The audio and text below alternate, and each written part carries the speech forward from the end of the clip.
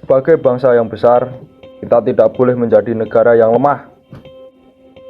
Karena itulah, mereka pantas menyandang gelar yang terhormat sebagai kesatria. Tidak seperti sekarang ini, yang justru banyak berkebalikannya.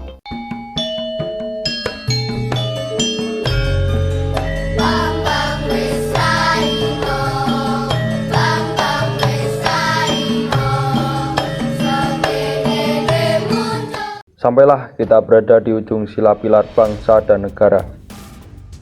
Sebagai bangsa yang besar, kita tidak boleh menjadi negara yang lemah. Oleh karena itu, kita harus menggapai adikdaya atau kekuatan. Adikdaya atau kekuatan yaitu perihal kuat atau mampu dalam berbagai aspek kehidupan seperti tenaga, gaya, energi, keteguhan, dan kemampuan.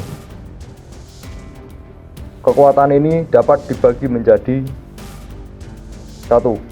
Kekuatan lahir, ialah kekuatan yang dimiliki berdasarkan oleh jasmaninya. 2. Kekuatan batin, kekuatan yang timbul atau yang ditimbulkan oleh adanya daya jiwa seseorang yang terlatih, kekuatan rahasia atau kekuatan jiwa. Yang ketiga, kekuatan sakti, kekuatan gaib yang bersifat luar biasa atau sering disebut supranatural, yang ada di luar jangkauan akal manusia dan yang dianggap berada di dalam alam, dalam benda, dalam tumbuhan, dalam binatang, atau dalam diri manusia tertentu. Keempat, kekuatan sosial, desakan atau dorongan efektif yang menjurus pada tindakan sosial demi kepentingan bersama. Kelima, kekuatan akal pikiran, yaitu kemampuan yang menggunakan nalar dan logika yang benar untuk meningkatkan kesejahteraan hidup. Sedangkan untuk bisa mewujudkannya, maka perlu setidaknya kelima hal berikut.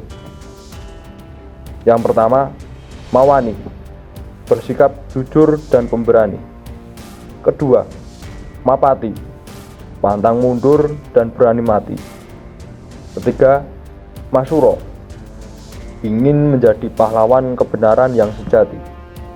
Keempat, masio, tidak suka menyia-nyiakan dan menganiaya siapapun.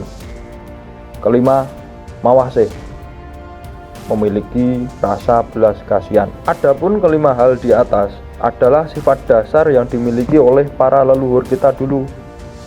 Karena itulah mereka pantas menyandang gelar yang terhormat sebagai kesatria.